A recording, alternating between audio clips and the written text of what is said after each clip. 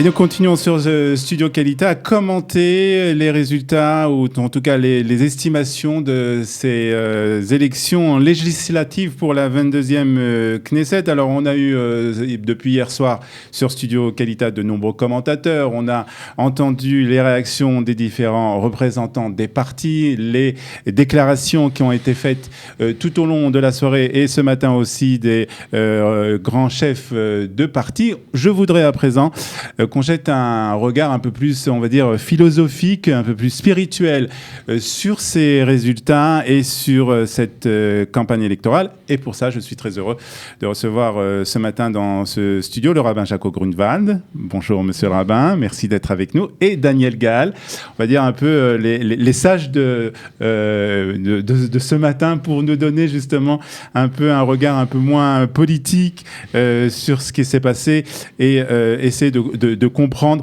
où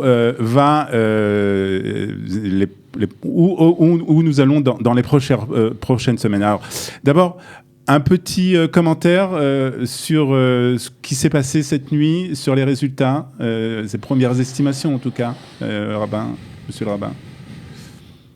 Bon, écoutez, il semblerait, parce que c'était quand même ça l'enjeu de ces élections. On ne peut pas se faire d'illusions, c'était l'enjeu de ces élections. Il semblerait que Bibi est out. Hein, je pense que c'est le cas. Je ne vois pas aujourd'hui la possibilité, avec les différentes déclarations qui ont été faites, parce que malgré tout, je sais bien qu'on est en Proche-Orient et en Israël par-dessus le marché, et en période électorale encore plus, n'est-ce pas? Donc les paroles ne comptent pas tellement. Mais je ne vois pas une possibilité où M. Netanyahou pourrait rester Premier ministre avec tout ce qui suit. Bon, le reste, vous m'avez demandé un premier regard, je pense que c'est l'élément essentiel. Daniel Gaal aussi, vous pensez que Benjamin Netanyahou est fini? C'est la fin du règne Netanyahou? Après 60 ans dans ce pays, dans mon pays, je peux dire que on peut dire jamais en politique, en Israël, on peut pas fixer quelque chose parce qu'il y a des revenants politiques on ne pensait jamais. Il y a des changements de situation d'heure en heure, puisque vous savez, en Israël, une heure c'est comme un an peut-être ailleurs. Donc on peut pas faire on peut pas donner de conclusion pour le moment. Ce que j'en peux dire, c'est l'ère du Netanyahou seul mettre à bord est révolu. C'est-à-dire que... C'est bien ça. C'est ce que vous voulez dire, peut-être. Ouais, donc vous êtes d'accord sur ce point. C'est-à-dire qu'on se dirige quand même vers, peut-être pas un gouvernement, mais une coalition d'union nationale? Non, ce qui est très important avant de coalition, comme vous avez dit, il y a quelque chose qui a été brisé durant ces campagnes électorales. Parce qu'on a vécu quand même deux campagnes pendant... beaucoup de scissions, beaucoup de rancœur, beaucoup d'animosité, beaucoup de haine. Et on a brisé une grande partie de notre être propre. Et il faut maintenant se remettre à coller les morceaux. Alors, c'est très difficile. Comment on fait, M. Rabbin, comment on fait pour recoller ces morceaux? Justement, après ces campagnes qui ont été très violentes, après ces dissensions, on a vraiment vécu ces dissensions de la société israélienne. Est-ce qu'il y a une solution? Est-ce qu'on peut recoller ces morceaux? Non. D'abord, au niveau politique, je pense qu'il n'y a aucun problème. N'est-ce pas? On dit souvent que rien n'est impossible. Et puis nous avons vu des personnes qui étaient très très hostiles, qui se sont injuriées, qui ensuite s'embrassent.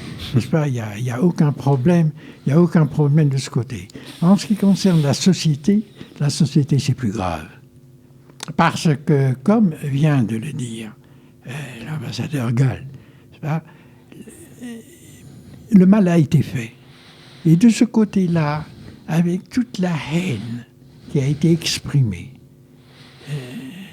du sommet, il y a envers toutes les directions qui ne semblaient pas en accord total avec celui qui a été le promoteur de cette haine, là, ça va être plus difficile. Mais je pense que peu à peu, on reprendra confiance dans toutes les institutions juridiques qu'on a essayé de délégitimer. Et que peu à peu, les gens comprendront qu'ils sont en présence de certaines réalités qui n'ont pas été exprimées et que maintenant c'est la raison qui doit prendre le dessus. Vous pensez aussi, Daniel, que quelque chose a été brisé au sein de la société israélienne? Une scission, mais qui peut être réparable. Pour deux raisons. D'abord, il y a une maturité politique en Israël beaucoup plus grande qu'on pouvait l'espérer. Et les résultats l'ont montré. Deuxièmement, il ne faudrait pas recommencer maintenant à montrer du doigt qui est responsable de cette haine. Il faudrait que chacun de nous, comme les politiciens, se dote d'une amnésie sélective, qu'on essaye d'oublier certaines choses. Bientôt, vous savez, on a Yom Kippour, on est le Kol Nidré, on va être tous des Avarianim à prier. Alors, essayons d'être pas tous des Avarianim, mais à la fin de Kippour, d'être des gens avec peau neuve qui recommencent tout dans le bien. De commencer avec donc une feuille blanche. Est-ce que la solution, peut-être ou une des solutions, ce serait vraiment peut-être de penser à un autre leadership politique avec des personnalités politiques qui sont assez anciennes en Israël, que ce soit Benjamin Netanyahu, Avigdor Lieberman. Alors c'est vrai qu'on a l'apparition de personnalités comme Benny Gantz, mais est-ce que la solution, ce ne serait pas justement une nouvelle génération d'hommes politiques qui prennent justement la relève? Je pense que vous avez raison. C'est un espoir qu'il faut formuler et précisément cette nouvelle génération pourrait aider à effacer la teshuva, n'est-ce pas, puisqu'on en a parlé. Le retour, c'est comme dans un magnétophone. Lorsque on revient en arrière, eh bien, à ce moment-là, la bande qui existait est effacée. Ouais. N'est-ce pas? Alors, c'est parfaitement possible. Alors, est-ce que vous voyez, Daniel Gall, une nouvelle génération justement d'hommes politiques qui serait donc apte à réaliser cette nouvelle volonté, puisqu'on a vu un peu, et vous l'avez un peu, on vous en avait un peu parlé tout à l'heure, on a vu que la volonté du public israélien, du peuple israélien, c'était une volonté d'union en fait. Oui, c'est une des conclusions de ces élections? Oui, d'union, mais pas d'unicité. Et grâce à Dieu que nous n'avons pas d'unicité, mais vous avez une union seulement. Mais je trouve qu'il y a un pluralisme très grand dans notre société. Chez chaque juif, il y a un pluralisme qui puisse nous donner cette force intérieure de continuer et de nous régénérer. Bien sûr que dans ce pays, c'est aux jeunes maintenant de s'affirmer. Mais est-ce que les jeunes ont confiance justement aux hommes politiques et dans la vie politique? Voilà, je parle beaucoup. Pour moi, je dis toujours, j'ai une université à 4 roues, c'est les taxis. Et je disais toujours, quand j'étais au protocole, au ministère, aux ambassadeurs, je disais, avant de venir chez nous et de commencer à avoir des discussions politiques, promenez-vous pendant une semaine dans des taxis avec un interprète s'il faut, et vous allez apprendre beaucoup plus sur la société israélienne. Les gens en Israël sont tous soucieux de l'avenir de leur pays. Il n'y a pas un Israélien qui aime plus son pays qu'un autre. Il n'y a pas un Israélien, quand il faut, ils vont jusqu'à donner leur vie. Bien sûr. Oui. Donc, il faut respecter d'abord tout Israélien. Il n'y a pas un Israélien qui doit être mis à l'ombre ou au banc des accusés.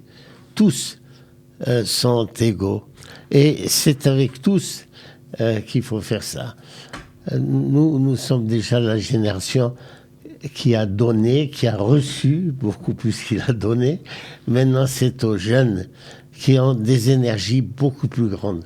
Les jeunes d'aujourd'hui sont beaucoup plus aptes que nous à avancer parce qu'ils ont en main des outils que nous n'avions pas. À leur âge, nous, il fallait qu'on aille fouiller dans une bibliothèque ou dans une encyclopédie. Chaque enfant, chaque jeune, il a la plus grande bibliothèque du monde à sa disposition.